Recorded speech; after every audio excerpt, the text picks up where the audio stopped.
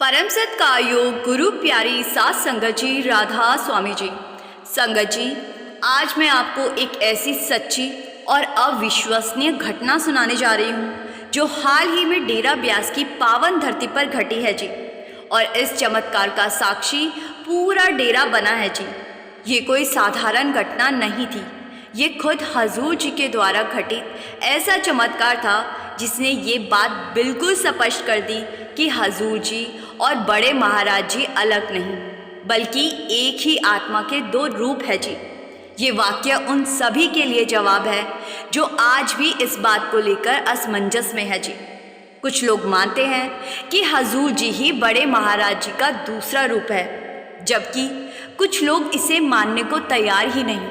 लेकिन संगत जी, जो बात मैं आज आपसे साझा करने जा रही हूँ वो केवल शब्द नहीं बल्कि जीती जागती मिसाल है जी कि बड़े महाराज जी ही आज हजूर जी के रूप में हमारे बीच मौजूद है जी। अब आप खुद ही सोचिए, कोई कितना भी शंका करे, लेकिन जब मालिक खुद अपने कार्यों से अपनी पहचान प्रकट करे तो फिर वहाँ किसी और प्रमाण की ज़रूरत नहीं रह जाती जी।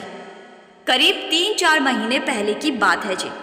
कुछ बहनें नामदान लेने डेरा ब्यास आई थी, लेकिन जैसे ही उन्हें पता चला कि नाम हजूर जी देंगे तो वे वहाँ से उठकर चली गई। उनका कहना था, हमें तो बाबा जी से ही नामदान लेना है, हजूर जी से नहीं। अब सोचिए संगत जी, नामदान देने की जिम्मेदारी हजूर जी को किसने सौंपी? ये कोई साधारण निर्णय नहीं था, खुद बाबा जी ने उन्हें ये आदेश दिया। हमारे लिए बाबा जी का हर शब्द, हर आदेश अंतिम होता है जी। फिर चाहे नामदान हजूर जी दें या खुद बाबा जी, फर्क बस दृष्टिकोण का है जी। हम जब किसी गुरु को मानते हैं तो उसका हर निर्णय, हर आज्ञा हमारे लिए मालिक की आज्ञा बन जाती है जी। और जब बाबा जी ने कहा कि अब से हजूर जी नामदान देंगे तो फिर उसमें शंका कैसी? हजूर जी कोई निर्णय अपनी मर्जी से नहीं करते, वो केवल अपने गुरु के आदेश को निभाते हैं। अब मैं आपको वो घटना बताती हूँ जी, जो इस सच्चाई को और भी पुख्ता कर देती है कि हजूर जी वही आत्मा है जो पहले बड़े महाराज जी के रूप में हम सबके बीच थी जी। ये बात एक सुबह की है और वहीं डेरा ब्यास जहाँ लाखों प्रेमियों की भावनाएं जुड़ी हैं। आप सभी जानते हैं कि डेरा कितने विशाल क्षेत्र में फैला हुआ है। कुछ महीने पहले की बात है जी। संगत जी, शायद 3 या 4 महीने पहले डेरा ब्यास के अंदर एक अहम काम के लिए एक लंबी पाइप की ज़रूरत आन पड़ी जी। वो पाइप पानी की थी या बिजली की, इसका मुझे पक्का नहीं मालूम, लेकिन इतना ज़रूर तय था कि बिना उस पाइप के काम आगे नहीं बढ़ सकता था जी। सुबह से ही सेवादारों के बीच विचार विमर्श शुरू हो गया। हर कोई किसी न किसी हल की तलाश में जुटा हुआ था जी, लेकिन शाम तक भी किसी नतीजे पर नहीं पहुंच पाए जी। समस्या ये थी कि जहां से वो लाइन जोड़नी थी वो स्थान मेन पंडाल से करीब 5 से 6 किलोमीटर की दूरी पर था जी। अब आप सोचिए संगत जी, 1 किलोमीटर भी अगर किसी को पैदल चलना पड़े तो हम थकने लगते हैं जी। और यहाँ बात 5-6 किलोमीटर लंबी पाइप बिछाने की थी जी। सीधा जमीन में नहीं, जमीन के नीचे खुदाई बिछाने का काम, दोबारा मिट्टी भरना, मतलब समय, श्रम और संसाधनों का एक बड़ा मामला। सेवादारों के माथे पर चिंता की लकीरें थी। करे तो कैसे करे? काम छोड़ा नहीं जा सकता था, और अगर करते भी तो इतने बड़े पैमाने पर करना किसी चुनौती से कम नहीं था जी। पैसा, मेहनत, वक्त, सब कुछ बहुत भारी सा लग रहा था। और सबसे बड़ी बात ये थी कि वो पाइप उसी समय चाहिए थी, देर नहीं हो सकती थी। पूरा दिन इसी सोच में निकल गया जी। एक तरफ सवाल थे, दूसरी तरफ अनिश्चितता थी। कोई कहता हजूर जी से पूछे, कोई कहता पहले रास्ता तलाशो, लेकिन रात तक भी कोई ठोस हल सामने नहीं आया जी। अगली सुबह फिर वही हाल, वही परेशानी, वही उलझन। सबके मन में एक ही बात थी, कहाँ से शुरू करें, कितना खोदना पड़ेगा और क्या ये सब जल्दी हो भी पाएगा। सोचिए संगत जी, अगर आपसे कोई कहे कि आपको ज़मीन के अंदर 6 किलोमीटर लंबी पाइप डालनी है, तो आप भी एक बार सोच में पड़ जाओगे जी। ये काम ना तो आसान था, ना छोटा। और फिर वो पल आया जो ना सिर्फ इस कठिन काम को आसान बना गया, बल्कि हजूर जी की महिमा को एक बार फिर लोगों के सामने स्पष्ट कर गया। जो काम नामुमकिन सा लग रहा था, वही काम कुछ ही घंटों में पूरा हो गया जी। संगत जी, जब करीब 8-9 सेवादार आपस में बैठकर ये तय कर रहे थे कि पाइप बिछाने का काम शुरू कहाँ से किया जाए या किया भी जाए या नहीं, सभी के चेहरों पर चिंता साफ झलक रही थी जी। कोई निर्णय ले ही नहीं पा रहा था, क्योंकि स्थिति ही कुछ ऐसी थी। एक ज़रूरी पाइप बिछानी थी, लेकिन दूरी थी करीब 6 किलोमीटर की, और काम इतना बड़ा था कि खर्च, समय और मेहनत सब कुछ भारी लग रहा था। इसी उलझन के बीच अचानक से हजूर जी वहाँ खुद पधार गए। ना किसी ने उन्हें बुलाया, ना कोई सूचना दी थी और ना ही कोई शिकायत की गई थी, लेकिन जैसे उन्हें पहले से ही सब पता था। हजूर जी वहाँ पहुँचे और मुस्कुराते हुए कहने लगे, क्या बात है, सब इतने परेशान क्यों लग रहे हैं। सेवादार उन्हें सामने देखकर चौंक गए। किसी ने कल्पना भी नहीं की थी कि हजूर जी इस तरह अचानक उनके बीच आ जाएंगे। सबने हाथ जोड़कर विनम्रता से कहा, हजूर जी, कल से हम इसी बात को लेकर परेशान हैं कि एक ज़रूरी पाइप बिछानी है जो पानी या बिजली की सप्लाई के लिए है, पर वो लाइन जिस जगह से आनी है वो यहाँ से करीब 6 किलोमीटर दूर है। काम बहुत ही बड़ा है, अगर आप कहें तो शुरू कर दें, पर इसमें समय भी बहुत लगेगा, शायद 1 महीना, और खर्च भी बहुत ज़्यादा होगा। हमें इसी बात में उलझे थे कि करें या ना करें। हजूर जी ने 2 पल शांत होकर सोचा और फिर एक सेवादार को पास बुलाकर कहा, जाओ खुदाई वाले औजार ले आओ। अब सेवादार थोड़ा हैरान हुआ, बोला, हजूर जी क्या करना है। हजूर जी ने हल्के से मुस्कुराते हुए जवाब दिया, तुम बस ले आओ जो मैंने मंगवाया। सेवादार दौड़कर वो औजार ले आया। फिर हजूर जी ने जमीन की एक खास जगह की ओर इशारा किया और कहा, यहीं खोदना शुरू करो। संगत जी, अब ध्यान से सुनिए जी। जैसे ही जमीन पर कुछ गहरा खोदा गया, वहां से एक पाइप अपने आप बाहर आ गई। हाँ, सच में एक पूरी पाइप पहले से वहां जमीन के नीचे मौजूद थी, और ये वही पाइप थी जिसे सेवादार 2 दिन से ढूंढने की कोशिश कर रहे थे। वही पाइप जिसे बिछाने के लिए सब माथापच्ची कर रहे थे, वो पहले से ही वहां दबा हुआ था। 6-7 किलोमीटर लंबी पूरी पाइप पहले से ही बिछी हुई थी, बस दोनों सिरों को जोड़ना बाकी था। अब सेवादारों के लिए काम बेहद आसान हो गया जी। वो तुरंत कनेक्शन पर लग गए और जो काम 1 महीने में होने की उम्मीद थी, वो महज 2 घंटे में पूरा हो गया जी। लेकिन संगत जी, उस समय सेवादार सिर्फ काम पूरा होने से नहीं चौंके थे, उनके मन में भी एक ही सवाल घूम रहा था। हजूर जी को कैसे पता था कि वहां पहले से पाइप मौजूद है। वहां कोई निशान था, ना कोई रिकॉर्ड था, और सबसे हैरानी की बात, वो पाइप नई नहीं थी, वो वर्षों पहले कभी डाली गई थी, लेकिन समय के साथ जमीन में दब गई थी और उस पर रास्ते तक बन चुके थे। सेवादार आपस में बातें करते रह गए, ये पाइप कब डाली, किसने डाली। संगत जी, अब आप ही सोचिए, उस जगह पर बिछी हुई पाइप के बारे में किसी को कुछ भी नहीं पता था।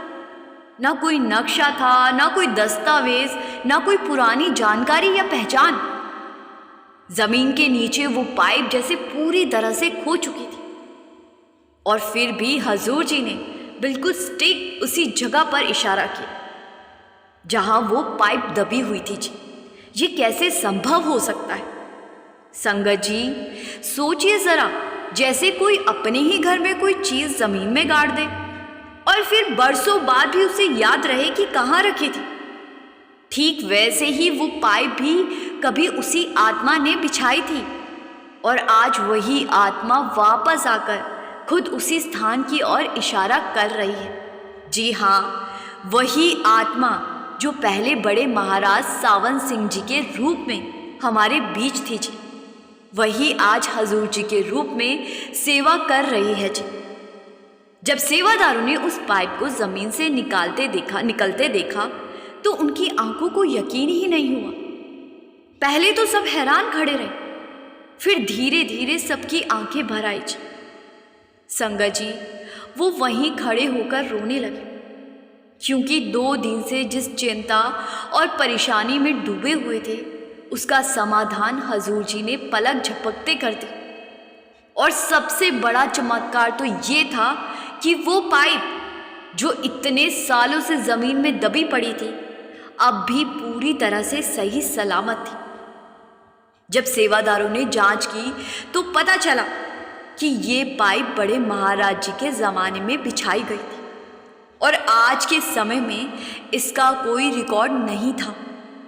लेकिन हजूर जी ने ना सिर्फ उसे खोज निकाला बल्कि ये भी जता दिया कि जो आत्मा कभी उस पाइप को बिछवाने वाली थी वही आत्मा आज इस रूप में हमारे सामने है। अब आप ही बताइए संगत जी, क्या ये प्रमाण काफ़ी नहीं कि बड़े महाराज जी ने हजूर जी के रूप में वापसी की है? और अगर अब भी किसी के मन में संदेह रह गया है तो उसका कोई इलाज नहीं है जी। अब संगत जी, आइए इस वीडियो में आगे बढ़ते हैं जी और डेरा ब्यास से जुड़ी एक और दिलचस्प बात सुनते हैं जी। बहुत से लोग, खासकर वो जो सत्संगी नहीं हैं, उनके मन में ये सवाल बार बार आता है, ये जो सेवादार यहाँ दिन रात तन मन धन से सेवा करते हैं, उन्हें इसके बदले में क्या मिलता है? क्या बाबा जी इन्हें सैलरी देते हैं? आज हम इसी सवाल का जवाब लेकर आए हैं जी। एक बार की बात है, एक नामी कंस्ट्रक्शन कंपनी के कुछ अधिकारी डेरा ब्यास आए थे। ये लोग सत्संगी नहीं थे बल्कि सिर्फ डेरा परिसर का इंफ्रास्ट्रक्चर देखने और उससे प्रेरणा लेने के उद्देश्य से आए थे ताकि वे अपने काम में कुछ अच्छा सुधार कर सकें। इस कंपनी ने पहले से बाबा जी से मुलाकात के लिए समय ले रखा था जी। जब वो कंस्ट्रक्शन कंपनी के अधिकारी बाबा जी से मिलने पहुंचे तो बाबा जी ने बड़े प्यार से सेक्रेटरी साहब को इशारा किया और कहा, इन मेहमानों को डेरा अच्छे से दिखा देना, हर चीज़ विस्तार से समझा देना और हाँ, इन्हें चाय नाश्ता ज़रूर करवाना, बिना सत्कार के मत भेजना। अब बाबा जी के आदेश पर सेक्रेटरी साहब उन अधिकारियों को लेकर डेरा भ्रमण पर निकल पड़े थे। जहां जहां वो गए उन्होंने देखा कि हर स्थान पर सेवादार पूरी तन्मयता से और समर्पण से सेवा में जुटे हैं। कोई सफाई कर रहा है, कोई निर्माण कार्यों में लगा है, कोई लंगर में सेवा कर रहा है। अब ये देखकर वो अधिकारी चकित रह गए। उनके मन में एक स्वाभाविक सवाल उठा और उन्होंने सेक्रेटरी साहब से पूछ ही लिया, सेक्रेटरी साहब, आपके ये सेवादार इतनी मेहनत कर रहे हैं, इनकी सैलरी कितनी है? इनका पैकेज क्या होता है? अब सेक्रेटरी साहब ये सुनकर हल्के से मुस्कुराए और कहने लगे, इनका सैलरी पैकेज इतना बड़ा है कि दुनिया की कोई भी कंपनी इतनी तनख्वाह नहीं दे सकती। अब ये जवाब सुनकर वे लोग थोड़े हतप्रभ रह गए। बोले, माफ़ कीजिए, लेकिन हम आपकी बात समझ नहीं पाए। तब सेक्रेटरी साहब ने एक घटना सुनाकर उन्हें समझाया जी। सेक्रेटरी साहब ने कहा, सालों पहले की बात है, डेरा ब्यास में एक सेवादार सेवा करने आया करता था और जब भी वो आता बाबा जी की आंखों में एक अलग ही चमक आ जाती थी। उनके चेहरे पर एक प्यारी सी मुस्कान खिल उठती थी। अब आप सोचेंगे ऐसा क्या खास था उस सेवादार में? तो जान लीजिए वो कोई आम आदमी नहीं था जी। अगर कहा जाए कि वो किसी शहर का राजा था तो भी कम नहीं होगा। उसके पास सब कुछ था, अनगिनत दौलत, बड़ी बड़ी कोठियां, लग्जरी गाड़ियां, शोहरत, और उसका नाम दुनिया के अमीर लोगों की सूची में आता था। लेकिन फिर भी उसके दिल में एक अधूरी सी प्यास थी, और वो प्यास थी केवल डेरा ब्यास से जुड़ी थी। बचपन से ही उसका झुकाव संत मत की ओर था। उसके माता पिता पक्के सत्संगी थे और उसी माहौल में उसने सांस ली थी। दुनिया चाहे उसे कॉरपोरेट के बैठकों और अंतर्राष्ट्रीय सौदों का खिलाड़ी समझे, लेकिन जब कभी डेरा ब्यास से सेवा का बुलावा आता तो बिना एक पल गवाए सब कुछ छोड़ देता, मीटिंग्स रद्द कर देता, करोड़ों के कॉन्ट्रैक्ट्स टाल देता और सीधे डेरा चला आता। अब आप सोच भी नहीं सकते, जो इंसान करोड़ों की कार में बैठकर डेरा आता था वो यहाँ आकर सड़कों पर झाड़ू लगाता था, कभी लंगर में दाल परोसता तो कभी मिट्टी ढोता। उसे इस बात की परवाह नहीं थी कि उसके महंगे कपड़े गंदे हो रहे या लोग क्या कहेंगे। उसके लिए सेवा ही असली दौलत थी जी। और सबसे खास बात ये थी संगत जी, जब बाबा जी सत्संग स्थल पर सेवादारों के दर्शन के लिए निकलते तो कई बार सैकड़ों लोग कतार में खड़े रहते। बाबा जी सभी को दर्शन देकर आगे बढ़ जाते बिना कोई विशेष प्रतिक्रिया किए। लेकिन जैसे ही उनकी नज़र उस खास सेवादार पर पड़ती, उनके चेहरे पर एक अजीब सी मुस्कान आ जाती। संगत जी, वो मुस्कान कोई एक बार की बात नहीं थी, वो बार बार दोहराई जाती थी। चाहे दिल्ली सेंटर की सेवा हो या डेरा ब्यास की, हर बार जब भी बाबा जी की नज़र उस सेवादार पर पड़ती, उनके चेहरे पर एक शांत और प्रेम से भरी मुस्कान खिल उठती। अब धीरे धीरे ये बात उस सेवादार के मन में घर कर गई। वो सोचने लगा, बाबा जी मुझे देखकर मुस्कुराते क्यों हैं? क्या मेरी सेवा में कोई कमी, कोई खामी रह गई है? क्या मैं कुछ ऐसा कर रहा हूं जो उन्हें ठीक नहीं लग रहा? ये मुस्कुराहट जो कभी आशीर्वाद की तरह लगती थी, अब उसके मन में उलझन बन गई थी। उसने कई बार अपने जत्थेदार से पूछा, अपने साथी सेवादारों से सलाह ली, लेकिन किसी के पास भी इसका जवाब नहीं था जी।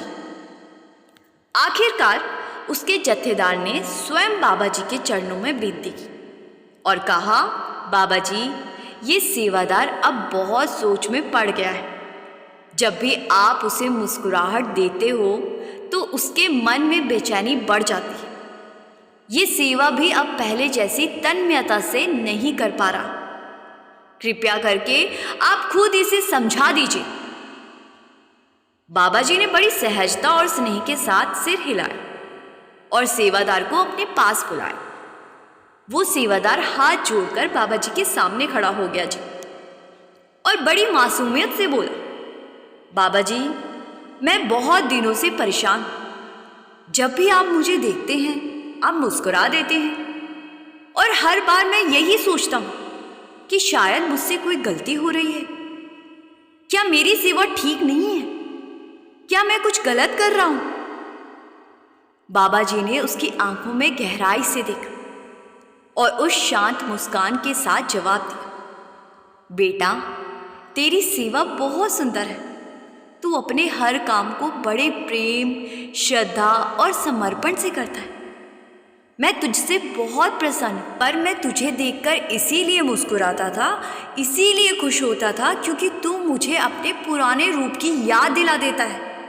वो रूप जो तू कई साल पहले इसी डेरा ब्यास की मिट्टी में लेकर आया था। जब भी मैं तुझे देखता हूँ मुझे वो ही आत्मा, वही समर्पण, वही पुरानी छवि फिर से दिखती है।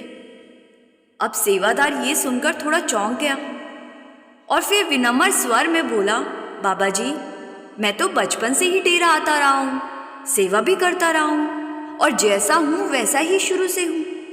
हाँ, उम्र के साथ चेहरा थोड़ा बदल गया होगा, पर मेरा जीवन तो यहीं का है।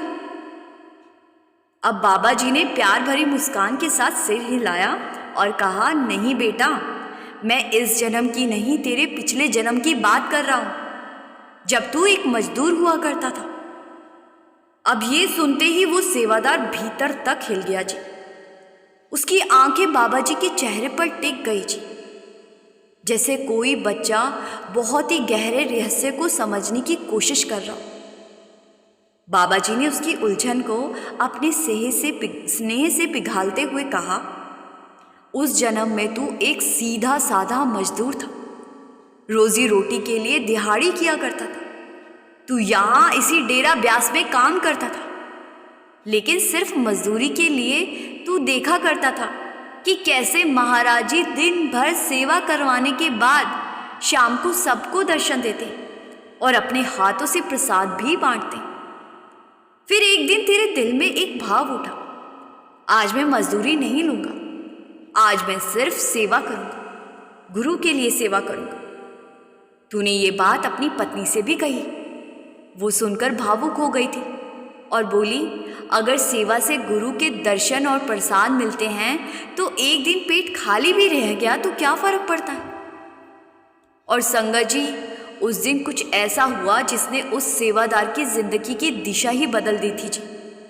उसने पूरी निष्ठा और समर्पण से खुद को सेवा में झोंक दिया जी। इतनी लगन से कि शायद उसने कभी अपने रोजगार के लिए भी इतनी मेहनत नहीं की थी जी। अब जब बाकी सेवादार शाम के करीब 5 बजे सेवा खत्म करके दर्शन लेकर लौटने लगे, वो तब भी मिट्टी में ही डूबा रहा। उसे ये भी ध्यान नहीं रहा कि समय कितना बीत गया है, कौन आया कौन चला गया। शाम के 7 बज गए थे। थका हारा जब वो उठा और चारों ओर देखा तो हैरान रह गया। चारों ओर सन्नाटा था, सब जा चुके थे, लेकिन एक व्यक्ति अभी भी वहीं बैठा था। संगत जी, वो कोई और नहीं, स्वयं महाराज जी थे। महाराज जी ने उसे देखा और एक मधुर मुस्कान के साथ उसे अपने पास बुलाया। उन्होंने उसे अपने हाथों से प्रसाद दिया, दर्शन दिए और प्रेम से कहा, बेटा, मालिक तेरा भला करेगा। संगत जी, उस एक दिन की सेवा, वो भावना और वो समर्पण एक फल लेकर आई कि उसी क्षण से उसके भाग्य की रेखा ही बदल गई जी। बाबा जी ने उस अमीर सेवादार को बताया, उसी एक दिन के भाव ने तेरे अगले जन्म की नींव रख दी। उसी सेवा के फलस्वरूप आज तू सत्संगी परिवार में जन्मा।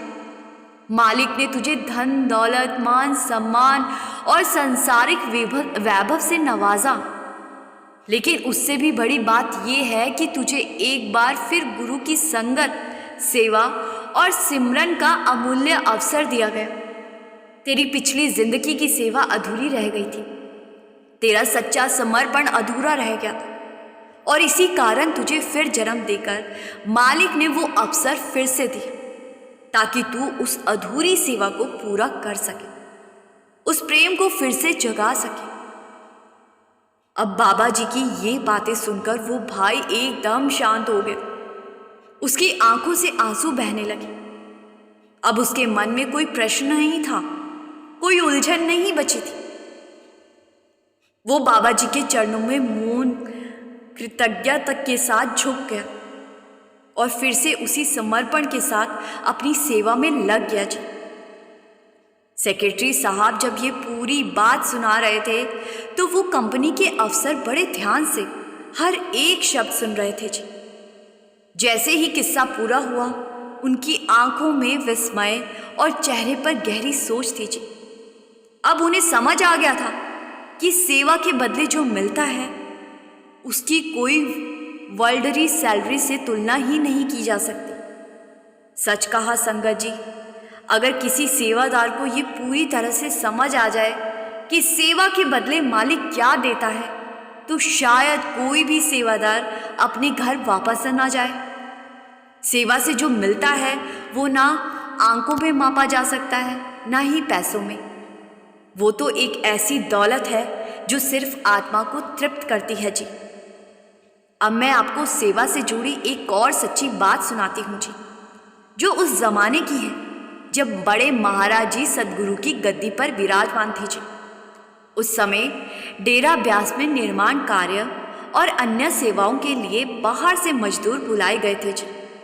ये मजदूर रोज सुबह काम पर आते और शाम को अपनी दिहाड़ी लेकर घर लौट जाते। एक दिन उन्हीं में से एक मजदूर जो पहली बार डेरा आया था, जब काम खत्म करके वापस जा रहा था तो उसने देखा कि बड़े महाराज जी स्वयं सेवादारों को दर्शन दे रहे हैं और उन्हें अपने हाथों से प्रसादी भी दे रहे हैं।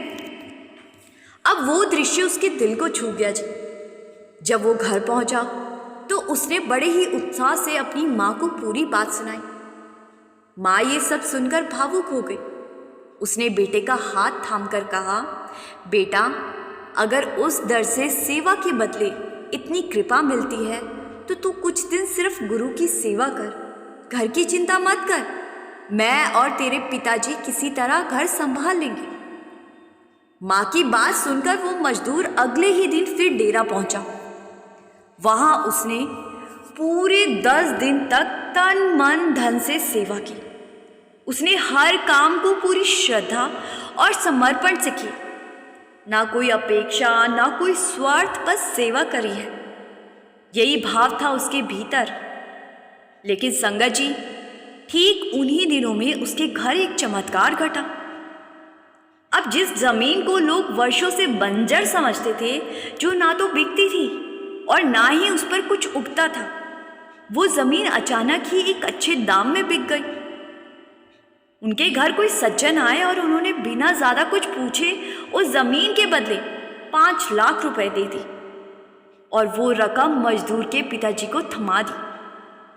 अब इधर डेरा में जब 10 दिन की सेवा पूरी हुई तो महाराज जी ने सभी सेवादारों को अपने दर्शनों से नवाजा, आशीर्वाद दिया और प्रसादी भी बांटी। सभी सेवादार आनंदित होकर घर लौटने लगे, पर वो मजदूर जो पहली बार सेवा में आया था कुछ उदास सा दिख रहा था। जब रास्ते में उनका जत्था एक ढाबे पर रुका जो अक्सर सेवादारों को भोजन करवाता है, तो ढाबे के मालिक ने उससे पूछा, भाई, क्या तुझे महाराज जी के दर्शन हुए? मजदूर ने सिर झुकाया और कहा, हाँ हुए तो, लेकिन क्या फ़ायदा?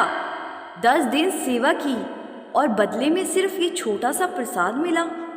अब घर कैसे चलाऊं, यही समझ नहीं आ रहा।